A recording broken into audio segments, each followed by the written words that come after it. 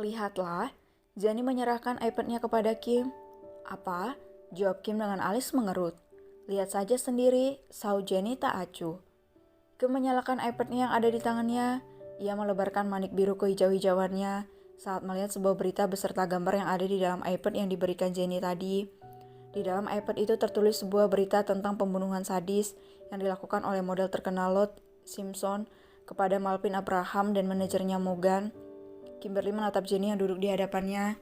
Ia menyimpan iPad itu di atas meja. Kim butuh penjelasan atas berita yang barusan ia lihat.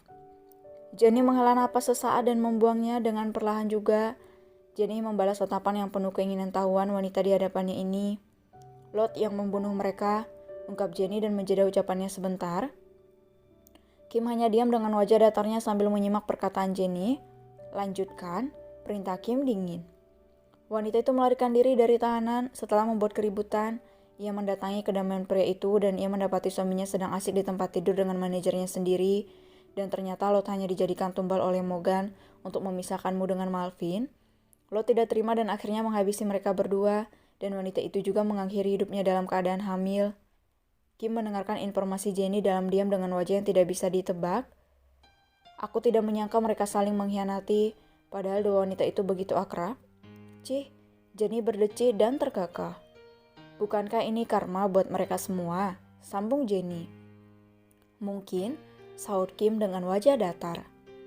Cak, wajahmu sangatlah menyebalkan kalau bersamaku, dan wajahmu akan terlihat menjijikan bila bersama suami polosmu itu. Sinis Jenny kesal. Kim tidak menimpali ucapan Jenny, yang kembali terdiam dan menerawang jauh ke depan dengan tatapan tajam. Jenny meninggalkan wanita itu di sana. Ia sangat mengerti apa yang kini sahabatnya itu rasakan. Dia membiarkan Kim untuk merenungi lagi atas kejadian yang menimpa mantan suaminya dan juga mantan sahabatnya itu. Kalian memang berhak mendapatkan semua ini. Ternyata Tuhan itu sangatlah adil. Kalian mendapatkan hukuman dan karma kalian masing-masing. Kalian sungguh menyedihkan. Tanpa aku melakukan apapun, kalian sudah pergi. Selamat tinggal dan berdamailah kalian di sana. Kim bermonolog sendiri di balkon ruang santai yang ada di lantai 2. Kim tersenyum miring atas berita yang ia dapatkan hari ini. Ia merasa lega tanpa melakukan apapun. Mereka mendapatkan hukumannya sendiri. Kim kembali ke alam sadarnya saat ponselnya bergetar. Kim meraih benda pipih yang berada di atas sofa santai di balkon itu. Ia menyengit saat mendapatkan panggilan dari nomor baru. Kim menggeser tombol hijau dan menempelkan ponselnya di telinga. Halo, jawab Kim dingin. Halo Okusan, sapa seorang pria di seberang sana. Kau, seru Kim. Iya ini aku suamimu, Okusan. Kau mencuri nomorku sayang. No, aku mengambilnya dari ponselmu. Sama saja Hani. Terdengar tawarnya dari suaminya di seberang sana. Kim ikut tersenyum mendengar tawa suaminya. Wanita itu mendekati pagar besi penghalang yang ada di balkon sambil tersenyum mendengar celotehan suami tampannya. Bisa kau kesini Okusan? Ujar Arthur di seberang sana. Baiklah Hani, sahut Kim. Baiklah aku menunggu. Baiklah Okusan. Ma, aku menunggumu, lirik Arthur manja. Aku akan segera datang sayang, tunggulah, jawab Kim. Baik Okusan. Baik juga sayang. Kim tersenyum sambil melihat ponselnya. Ia bagaikan seorang ABG yang sedang kasmaran setelah mendapatkan panggilan dari suami tampannya. Dia begitu manis, gumam Kim dan wanita itu pun meninggalkan balkon itu dan berjalan ke arah kamarnya. Ia akan bersiap terlebih dahulu sebelum mendatangi kantor suaminya. Kim mengambil sebuah setelan kasual dan juga sepasang sepatu kets berwarna putih. Ia ingin ke kantor suaminya dengan penampilan santai, sesuai selera wanita ini. Kemeja polos dan bawahan celana pendek di atas paha. Kim hanya ingin tampil senyaman mungkin. Ia sangat tidak menyukai penampilan yang membuatnya tidak nyaman. Kim berjalan ke arah kamar mandi. Ia ingin membersihkan dirinya terlebih dahulu sebelum mendatangi kantor suaminya. Sementara di perusahaan Kato Group, Arthur keluar dari mobilnya setelah seorang penjaga membukakannya pintu mobil. Arthur memasuki lobi perusahaan dengan wajah datar dan dingin.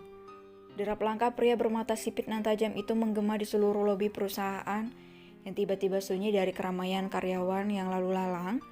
Mereka semua kini sedang berbaris dan menundukkan kepala mereka semua untuk menyambut kedatangan Big Boss di perusahaan mereka bekerja. Para karyawan kini membungkukkan badan mereka ketika sang Big Boss melewati mereka semua. Tidak ada yang berani mengangkat kepala selagi sang Big Boss masih berada di sekitar mereka semua. Arthur terkenal dengan sifat dinginnya apabila di perusahaan. Ia akan menampilkan wajah datar apabila mengenai pekerjaan atau melakukan pertemuan.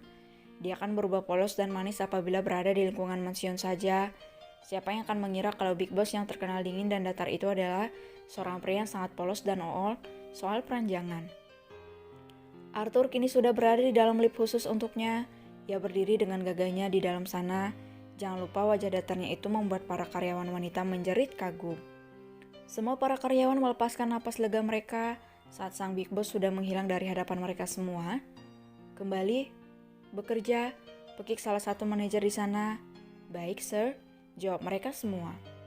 Oh Tuhan, kepada tuan muda Kato begitu tampan sekali. Sorak salah satu karyawan wanita dengan penampilan yang begitu seksi. Tapi sayang dia tidak sedikit pun melirikku. Apa aku kurang cantik atau kurang seksi? Ujar wanita itu sambil menelisik penampilannya di dinding kaca yang mengkilat. Kau kurang alami, setelah wanita yang lain. Maksud kamu apa, ha? Teriak wanita seksi itu merasa tersinggung. Maksudku penampilanmu penuh tipuan palsu. Sinis wanita itu lagi. Hei, jaga ucapanmu wanita sialan. Geram wanita seksi itu tidak terima. Bukankah tebakanku benar? Kalau yang ada di tubuhmu ini semuanya palsu. Cibir wanita itu lagi yang cibirannya makin pedas, membuat kepala wanita seksi itu mengepul.